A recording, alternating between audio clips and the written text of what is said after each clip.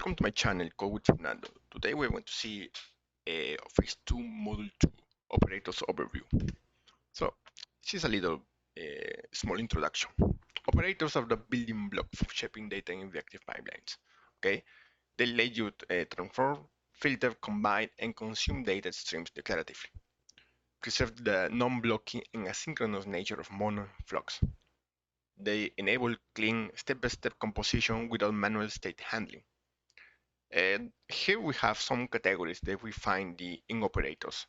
We have transformations like map, flatMap, filtering, the filter, okay, combining, zip, combineLatest, terminations, graphing block. Mastering operators is key to writing elegant reactive logic that's predictable and resilient. So, what are operators in reactive programming? In Project Reactor, operators are the core functions used to transform, filter, combine, or react to data flowing through a mono or a flux. They act as declarative steps in reactive pipeline, defining what should happen to each data item. Operators allow you to compose asynchronous behavior without managing threads, callbacks, or manual control flow. Some examples like we have in here: map transforms each item, filter remove unwanted items, flatMap handles async inner publisher. Okay, whenever we use a mono flux, that's the one that we should do. flatMap. Then we have do on next, add side effects like logging, for example. By changing operators, you express complex logic as a series of small focus operations, make it code concise, readable, and non-blocking. So why are operators useful? Okay, they're composable, which means operators break logic into modular, reusable steps, making pipelines easy to extend and maintain. They're declarative.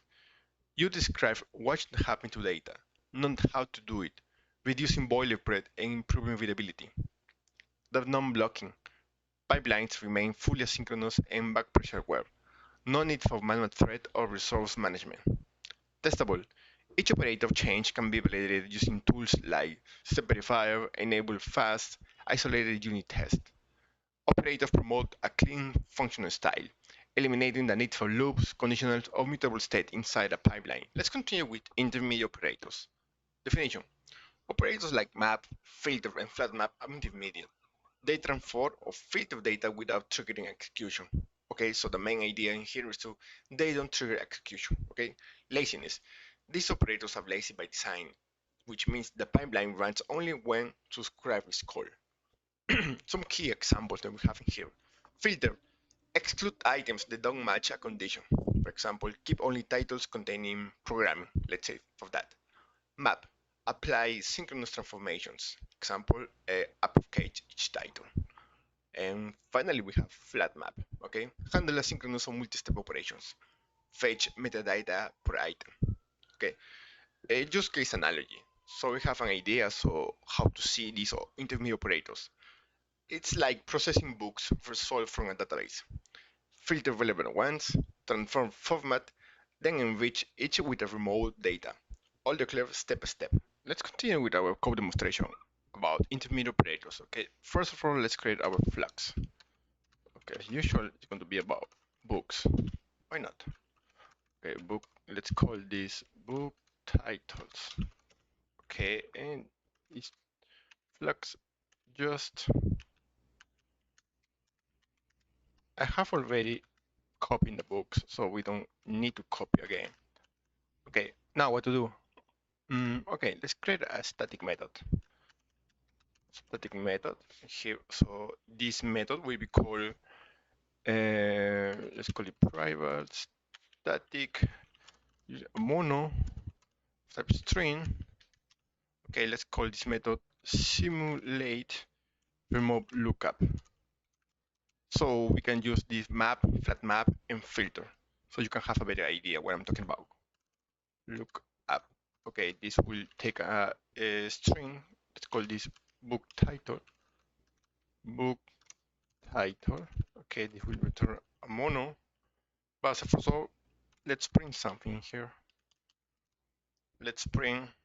No, wait. We need to return mono from supplier supplier. Okay, here, what do we do in here? Okay,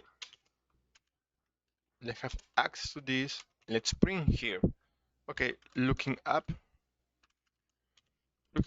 metadata for and the name of the book, right? Book. Okay. Then finally, now we return uh,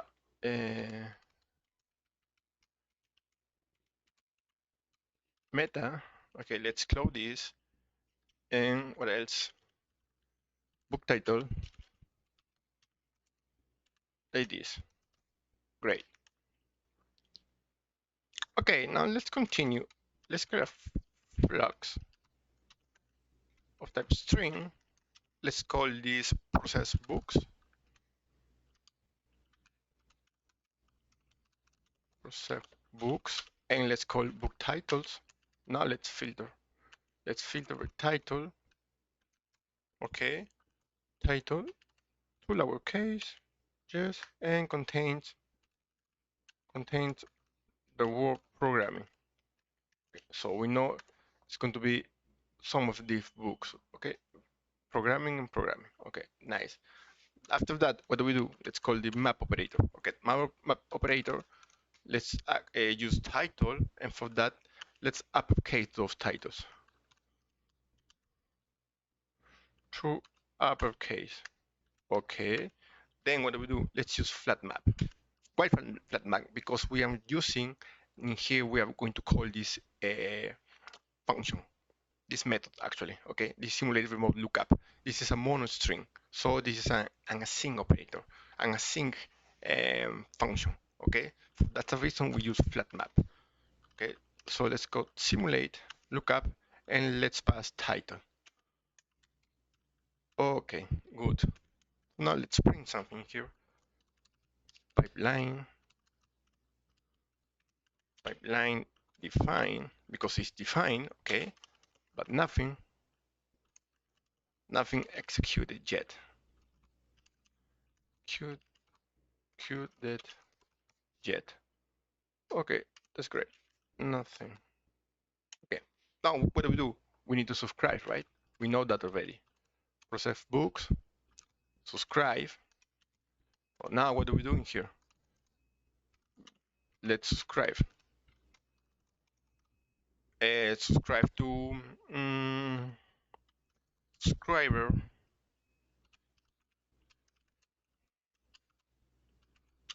Subscriber receive.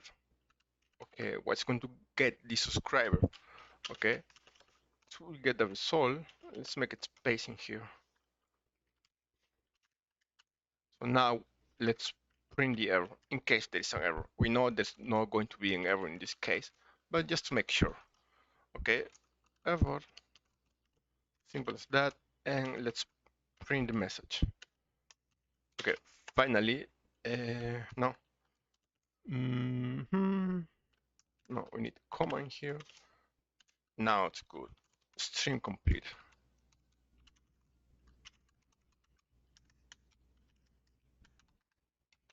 Okay, let's run this program.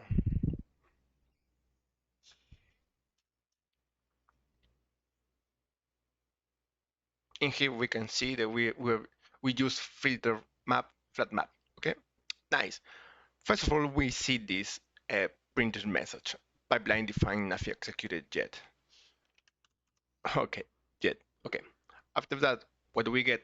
Looking up metadata in the name of the title. Okay, in the title of the book. I'm sorry, in case it's programming with Java. Great. After that, we filter only the book contains only the book which contains this word programming. Okay, that's why we see only this one, reactive programming in Java, and the other of computer programming. Okay, because we are filtering those books only. After that, we are adding this meta. Okay, and finally we are uppercasing those titles. Okay, and we are using this async method, which is a mono. Thank you. Let's continue with terminal operators. Definition. Terminal operators trigger execution and consume the string. Without them, the pipeline remains inactive. Common examples: subscribe, like we have seen already that. Subscribe starts the stream, handles data, errors, and completion. Then we have collect list, aggregates all flux items into a mono list. Block forces the pipeline to complete and return a value, used in demos or maybe in test. Okay. Key insight: reactive streams are lazy, which means no data flows or operation execute until a terminal operator is invoked. Real world analogy: it's like a recipe that's fully written but never cooked. Nothing happens until someone starts the process. Okay, let's continue with our code demonstration about terminal operators. So here I have already created this flux with the books. You have seen me doing that a lot of times. So, but now let's make a change. Let's concatenate the on next in here, next, and let's print something interesting. And let's system print out and preparing and the name and the title of the book. Okay, simple as that. Now this is going to be example number one. Use terminal operator operator one, and this one will be the subscribe. Okay, we know that already. We know how to do that. Books subscribe. Okay, we have access now. Let's subscribe. So subscribe.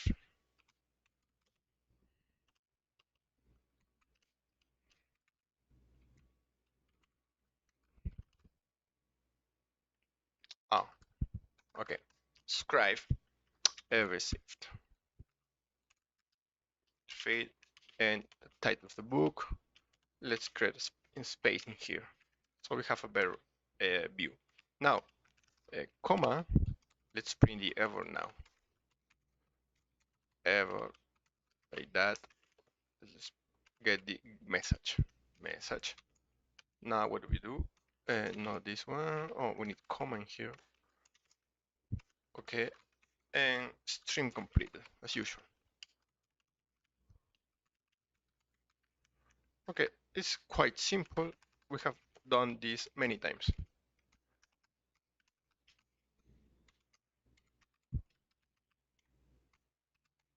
Okay, let's run this program.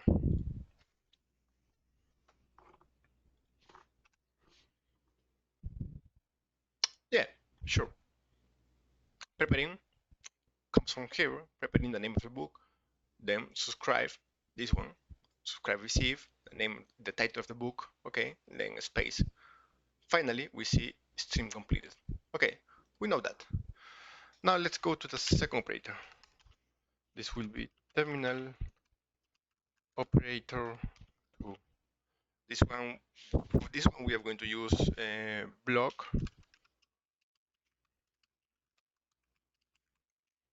block and collect to list. Collect list. Okay, so what are we doing here? Let's create a mono type string. Okay, okay, no, not a mono type string. List. Okay, list. Later you are going to see why I'm using this one. Type string. Okay, now let's call this book list mono, and let's just flux and let's copy these books. Sure, why not? Okay, oh, I'm sorry. Let's copy these books. Okay, do next. In here, I have access to this one.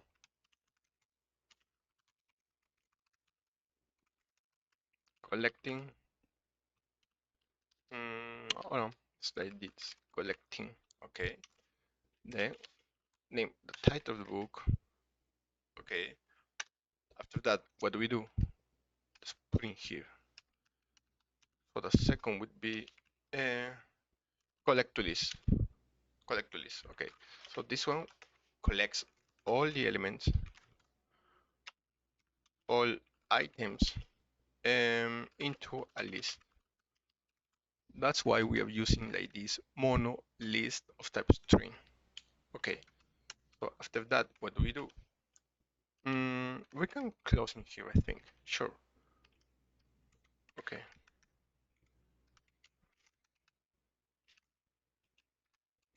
Okay, I think it's cleaner now. Okay, now what do? Let's create a list of type string. Let's call this book list. Simple as that. Let's call book list mono. Now let's block. Let's block now. Now let's print this. Collected book list. Okay. Okay, book list, and let's print the list. Let's print book list. Okay, let's run this program.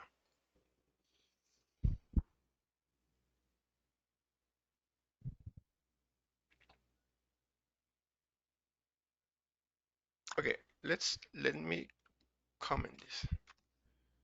Let's run it again.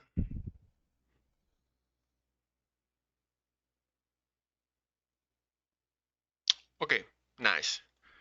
We have seen this collecting title. Okay. Now, collect list. Okay, let me show you this. Collect list. This is from the Project Reactor official documentation. Okay. Collect all elements emitted by these flags. Okay, these are the elements. Collect all elements emitted by the flags into a list. Okay, they emitted by the resulting mono. So that's the reason we use mono list of type string. Okay, then let's go to the other operator. The other operator is block. Okay, block. Remember, in this example, we are using collect list and we are using mono as well. So, block. Subscribe to this mono and block indefinitely until the next signal is received. Returns the value, but what I want you to understand is this operator triggers new subscription. That's why we don't need to use subscriber in that case.